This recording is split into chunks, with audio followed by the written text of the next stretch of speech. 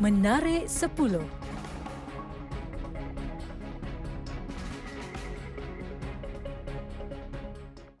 Baru-baru ini tular di media sosial Muhammad Hanafi Hamzah yang membina tembok rumahnya dengan menggunakan rim asli motosikal Yamaha Y15.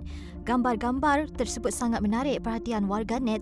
Semuanya tertanya-tanya bagaimana Hanafi boleh terfikir untuk menjadikan rim motosikal sebagai penghias binaan tembok. Menurut Hanafi, rim tersebut merupakan rim yang sudah tidak digunakan lagi dan diberikan secara percuma oleh rakan-rakannya. Difahamkan projek tembok pagar ini bermula sekitar 2 minggu lepas. Walaupun rusa kelihatan comel kerana sering dianggap sangat mesra dengan manusia, ia juga boleh mendatangkan risiko kepada orang awam jika ia rasa terancam. Perkara ini jelas ditunjukkan dalam satu rakaman video dipercayai di luar negara di mana seekor ibu rusa telah menyerang haiwan yang berada di sekelilingnya secara melulu. Video tersebut jelas menunjukkan bahayanya jika manusia mendekati haiwan liar tanpa hala tuju. Pasti ramai di antara kaum lelaki yang pernah melayan karena isteri yang pelik-pelik ketika sedang sarat mengandung. Menerusi satu video TikTok yang tular, seorang lelaki terpaksa mengorbankan jari jemarinya untuk si isteri kerana isterinya itu dikatakan mempunyai keinginan untuk menggigit jari suaminya. Kerana sayang, dia terpaksa juga mengorbankan jari jemarinya untuk memuaskan keinginan si isteri. Sehingga kini, video tersebut sudah ditonton lebih 1 juta kali oleh warganet. Dua lelaki yang terperangkap dalam jentera angkat di Jalan Batu Lancang, Jelutong telah berjaya diselamatkan anggota Jabatan Bomba dan Penyelamat Malaysia, JBPM Pulau Pinang.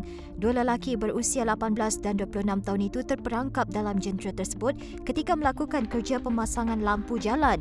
Difahamkan jentera angkat itu mengalami kerosakan pada sistem hidrolik. Mangsa berjaya diturunkan dengan selamat dan operasi tamat sepenuhnya pada jam 3 pagi. Bermula dengan hanya menoreh getah, seorang bapa kepada 7 anak berjaya memanfaatkan ladangnya dengan menanam anggur premium yang berasal dari negara-negara 4 musim. Tan Sun Huat dari Kampung Baru Padang Lembu, Gurun berkata, dia sudah menanam kira-kira 20 jenis anggur yang terkenal dari seluruh dunia, antaranya Amerika Syarikat, Jepun, Israel dan China. Menurut Tan, oleh kerana Malaysia mempunyai kadar kelembapan yang tinggi, dia akan memastikan buah anggur yang tumbuh dibungkus untuk mengelak serangan haiwan perosak dan kulat. Tan berharap untuk melihat lebih ramai petani menanam anggur dan penduduk Malaysia dapat menikmati buah itu dengan lebih selamat tanpa bahan kimia. Satu rakaman yang menunjuk telatah seekor rakun dengan gula kapas telah tular di media sosial. Menerusi video berkenaan, rakun tersebut cuba membawa gula kapas ke dalam air.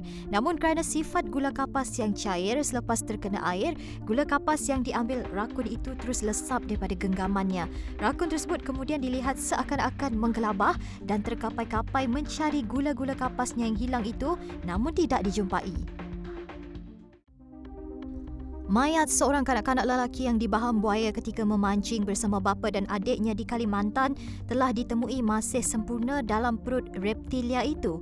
Ketua Pasukan Mencari dan Menyelamat Kutai Timur, Bongga Losong berkata, buaya terbabit ditemui sehari selepas operasi digerakkan bersama penduduk kampung dengan bantuan pawang. Katanya mereka terkejut menemui mayat budak lelaki itu yang masih elok ketika membelah perut buaya terbabit. Tak dapat dinafikan, senjata api merupakan antara senjata paling berbahaya di dunia.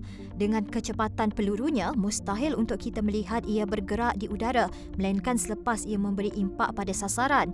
Berdasarkan video eksperimen dikongsikan slow motion videos, dua lelaki telah melepaskan satu das tembakan ke arah sebuah kapak yang berdiri tegak. Menariknya, hasil daripada eksperimen tersebut kelihatan mata kapak yang bersifat keras itu bergoyang seakan sekeping besi yang lentur.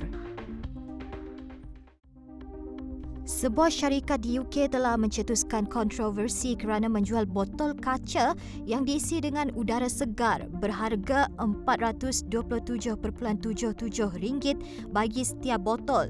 Syarikat Cost Capture Air mula membotolkan udara segar dan menjualnya sebagai cenderahati. Penduduk dari kawasan yang tercemar di seluruh dunia dilaporkan membeli botol ini untuk tujuan praktikal, iaitu menghirup udara yang terdapat di dalam botol itu setiap hari. Mereka memberitahu kepada syarikat itu bahawa ia membantu mengatasi kesan berbahaya daripada pencemaran udara.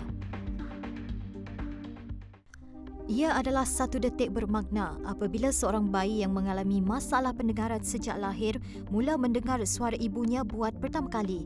Menerusi video tersebut, Harrison Reg dilihat tersenyum lebar apabila ibunya memanggil namanya. Pasangan Asia Mary Stone dan suaminya Chris Reg dari Perth, Australia telah bekerja keras untuk mencari rawatan buat bayi mereka. Usaha mereka berhasil apabila kanak-kanak itu menerima alat pendengaran pertamanya pada usia 6 minggu. Menarik 10.